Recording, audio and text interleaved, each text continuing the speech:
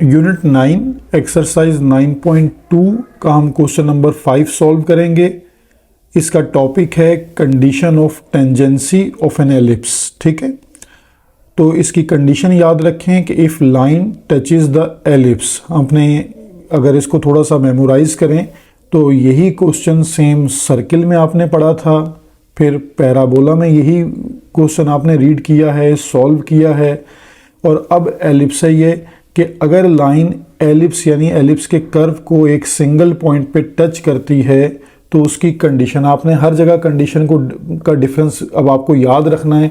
Circle के लिए ये कंडीशन अलग थी, पैराबोला के लिए अलग है, और अब हम एलिप्स को रीड कर रहे हैं, उसके लिए कंडीशन ऑफ टेंजेंसी है C equal to plus minus under root a square into m square plus b square. ठीक है, ये कंडीशन इस क्वेश्चन नंबर 5 में यूटिलाइज होगी।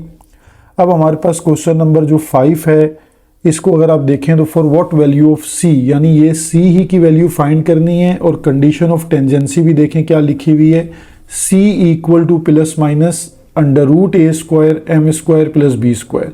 यानी आपको ए स्क्वायर m यानी a की वैल्यू नीड है, m की वैल्यू नीड है, और b की वैल्यू नीड है।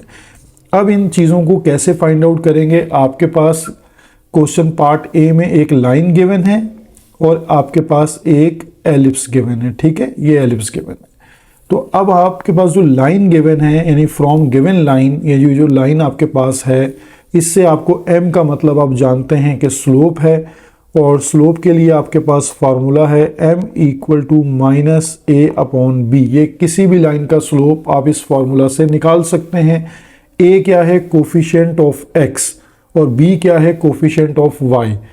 तो यहाँ से हमारे पास माइनस कोफिशिएंट ऑफ x जो है वो 1 है, और कोफिशिएंट ऑफ y जो है वो -1 है।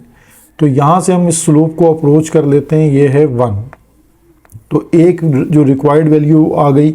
अब आपके पास जो एलिप्स गिवन है उसमें आप देखें एक्स स्क्वायर अपॉन 4 स्क्वायर, ये आपके पास है। ठीक है, plus Y square upon 1 equal to 1, यानी एक्स स्क्वायर का डिनोमिनेटर बड़ा है, यानी ये हॉरिजॉन्टल एलिप्स है। तो आप जनरल इक्वेशन लिखें हॉरिजॉन्टल एलिप्स की और इनको कंपैरिजन करा लें। तो बाय कंपैरिजन, मैं सारे स्टेप्स के साथ इसको बता रहा हूँ ताकि आप इसी तरह प्रैक्टिस करें। By compare above equations. ठीक है, यानी जो हमारे पास दो इक्वेशंस हैं, अगर हम इनको कंपेयर कर लेते हैं तो ए स्क्वायर इक्वल टू 4 आ जाता है, एंड आपके पास जो बी स्क्वायर है वो इक्वल टू 1 आ जाता है। तो ये यहाँ तक दोनों वैल्यूज आ गई, ए स्क्वायर और बी स्क्वायर। अब आपके पास सी की वैल्यू फाइंड आउट करनी है, तो आप यूज़ करेंगे कंडीशन ऑफ टेंजेंसी को। ठीक है, कंडीशन ऑफ टेंजेंसी। तो कंडीशन ऑफ टेंजेंसी आपने याद करनी है, ठीक है, अच्छी तरह, और इसको मिक्सअप नहीं करना एलिप्स और पैराबोला के साथ, वो पैराबोला और सर्किल के साथ। ठीक है, a square m square plus b square. अब आपके पास सारी वैल्यूज़ मौजूद हैं, देखें ये एम स्क्वायर की वैल्यू है और ये ए स्क्वायर बी स्क्वायर की वैल्यू है। ठीक है, जस्ट आपने पुट करनी है वैल्यूज़, तो आपको सी का आंसर मिल जाएगा जो रिक्वायर्ड आंसर है।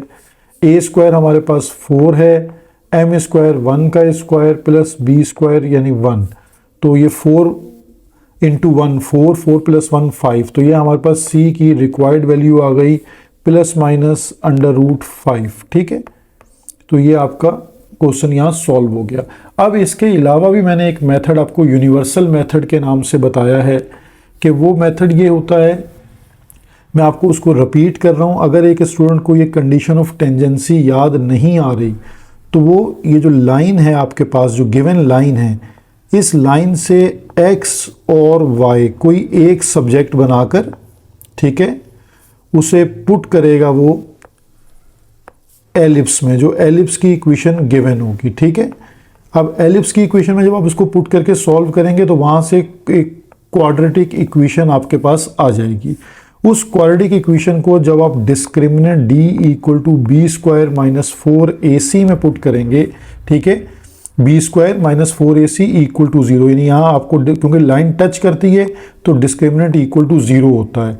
तो आप B square minus 4ac equal to 0 में जब आप इस क्वाड्रेटिक इक्वेशन से वैल्यूज़ लेके पुट करेंगे तो आपके पास c की वैल्यू आ जाएगी।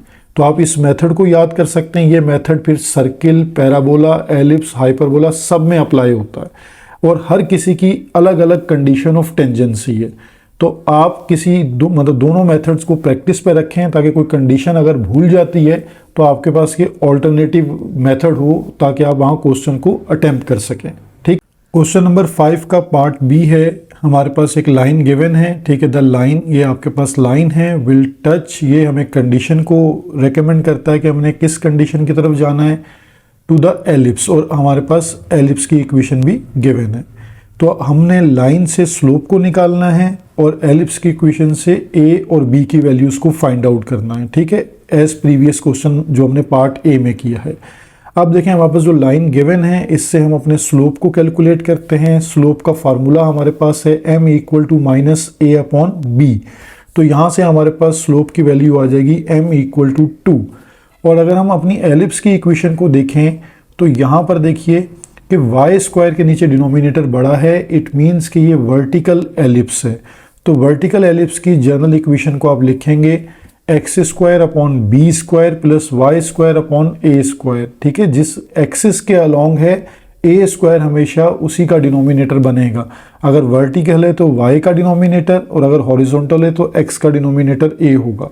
तो यहाँ से बाय कंपैरिजन ए स्क्वायर हमारे पास आ जाएगा 4, ठीक है, और बी स्क्वायर जो है वो हमारे पास आ जाएगा 3।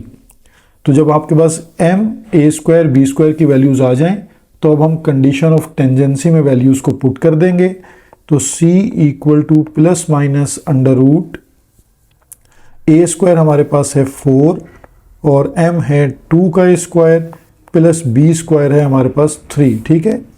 तो यहाँ से अब हमारे पास कंडीशन सॉल्व होकर आ जाएगी 4 4 16 प्लस 3 19, ठीक है। तो ये हमारे पास c की वैल्यू आ जाएगी प्लस माइनस अंडर रूट 19। जो बुक में आंसर है वो रॉन्ग है, ठीक है, तो उन्होंने कंडीशन गलत यूटिलाइज की हुई है, ठीक है। तो ये आपका करेक्ट आंसर है रूट 19।